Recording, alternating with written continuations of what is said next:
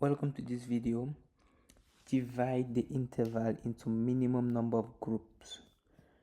So let's say we have this as input. You're supposed to divide this interval of minimum number of group in such a way that in each group we don't have interval overlapping. That means, for instance, the interval with 5, 10 cannot be shared with 6, 8 because they will overlap, because in the range of 5 to 10 we have elements that appear which are also in the range of 6 till 8, which are actually 5 and 6, which are actually 5, 6, 7 and 8. So those two elements should not share the same group. So this is overall the idea behind here. And to solve this, I will share with you two approaches. The first one is a brute force approach, which is not actually passing all the test cases, but I think it's still interesting to know. So I will share with you that approach, and I will share with you another approach which is a little bit, I would say, more interesting, and you will see you will see how it will pass all the test cases. So let's go with the first approach. What is the idea behind the first approach? So you receive as input something like this, right? So let me zoom it. I don't know why this has happened. So you receive as input something like this, an array. The first thing you need to do is to sort the array to make sure that you have the one coming first being placed at the beginning. Now after that, you're going to create something like a vector or a map, the one you prefer, that will be able to store vectors. And the idea is this: whenever I'm looping, I will take the element that I want to insert. I will say, okay, do I have any group with the last element less than the starting element of this? If I have a group with the last element less than my starting element, so they can share the same group, so this one can go into the group. And if I found nothing at the end, I will just add this to my collection. So that is why at the end of this we have this being at the collection. So now we take the second one. Do we have any element in our collection with the ending element actually less than the beginning of this? We don't have, so we just add the end time. That's why we have this. After we take this the same, we have this. Now when we are here, we are still applying the same thing, and we can see that this element, the element 3, is actually the last element, because since you have the element being sorted, so you can allow yourself to go this way. So the last element like this is actually 3, so this one can share the same group with this one. So I can have now 310, because after the group 2 3 I can have 5 10, and they're actually distant, there's no overlapping. And the last one 6 8 can share the group with this one. That's why I'm going to have 5 8 here. So this one is actually pretty straightforward to implement. You just look from, you sort first. So that's what we are doing here. So you sort first. Now you create another map. You can create a vector if you want, and for each of the element you first consider it as false. That means I haven't seen anything, because you are going to loop, and if you see nothing you are going to append to your collection. That's what we are doing here. If we don't find element, we append to our collection. But what does that mean, find element? So you are looping. If you find any element such that the last element of the vectors, like for each of the element in your collection, if the last element happen to be less than the interval that the element we are on, that means if for this element we found any element in such a way that the last element of the array like this has a value which is less than the beginning of this, that means they can share the same group. If the last element is actually less than the beginning, so they can share the same group. If they can share the same group, what I would do is that I would directly add the end of that element, that means the element position 1 to the element at that collection. So that's what I'm doing here, and I update my found to true, so I will not have to append element. So this is actually working pretty well, and it's pretty straightforward. That's why I enjoy it. I like it.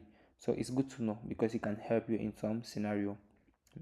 Definitely not this one, But if you try to submit, you will see that you are going to fail some test cases, which are, you are going to time limit because this is actually too long. You have big of n square. That's why you have time limit on some test cases.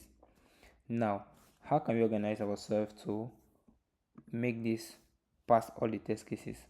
So I have another approach to share with you, which will be like this. So this approach is actually a little bit different from the first one in the sense of I will just change my logic. I will represent all of the elements in a one dimension array.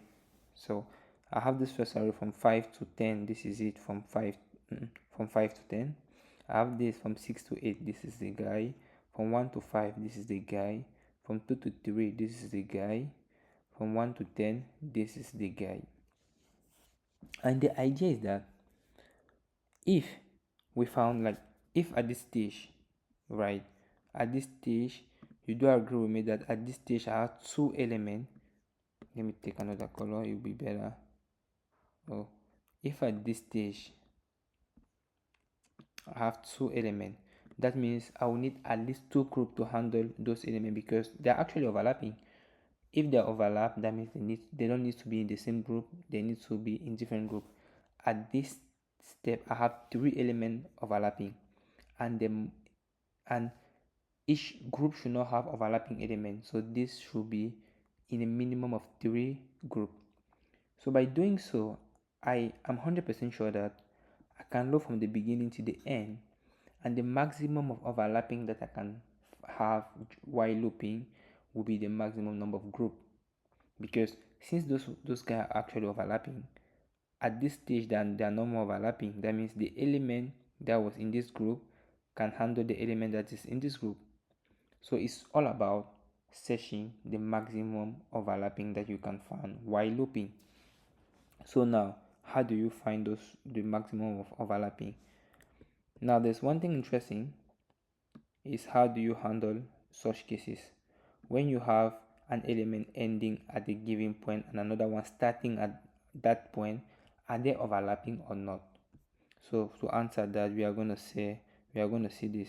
They are saying that element at position, they are saying that 1 5 and 5 8 are actually intersect. That means they are overlapping. So our approach will be as follow. We are going to loop. We are going to first create element of starting. So we are going to create a vector where we are going to have all the start element, and we are going to create another vector which is going to take the end element. And for each of those elements, for each of those vectors, we are going to sort them. After sorting them, we are now going to loop. So the idea is as follow. So I'm going to loop. I'm going to have two vectors, the start and the end, and for each of the element, I'm going to fill the start and fill the end. So this is okay. So at this stage, I have my end and my start. Now I'm going to sort them. That means sort the start and store the end. And after that, I'm going to loop, like, I will have two pointers. I have one pointer being pointing at the start vector and end pointer pointing at the end vector. And for each of the element, I'm just going to compare. Like, if I'm seeing a start element, I know that I'm actually adding to my current element that I'm having, like the current overlapping. If I'm seeing an end element, that means there's one element actually getting out of my window, so I'm decrementing my actually current overlapping. And this is actually interesting because when you are seeing a start and an end, how should you actually handle that?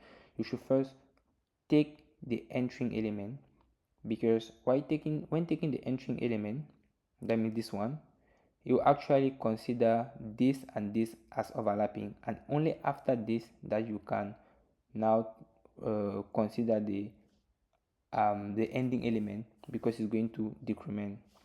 So whenever you are going to find an ending and a starting having the same value, you are going to consider adding first the starting. So you take the overlapping, it will help for the maximum. So what will be the logic? So the logic is as follow. While I'm not at the last of the starting, because when I'm actually at the last of the starting, after this one, this is actually the last of the starting, I think this one. After this one, there will be nothing actually entering into my current overlapping. So after this one, I don't even need to continue after this one, because there's no starting after this. So that's why my loop is why the index is different from the interval dot side. The index start.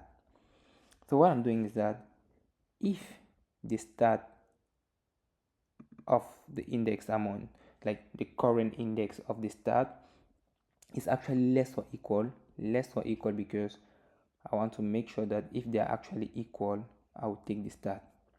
If it's less or equal, I'm incrementing my current. That means I'm adding one element to my current window, and I'm incrementing my index start because I want to move to the next start.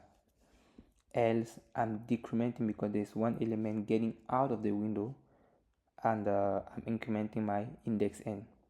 And after this operation, I need to compute what is the value of the current. In fact, I already have the value of the current. I just need to compute, is the value of the current actually bigger than my maximum? If it's the case, so I just update my maximum, and at the end of my while loop, I'll just return my maximum. So let us run. Okay, working. Let us submit. Nice, performing pretty well, and now passing all the test cases. So this is my approach of solving this. I hope you do enjoy it.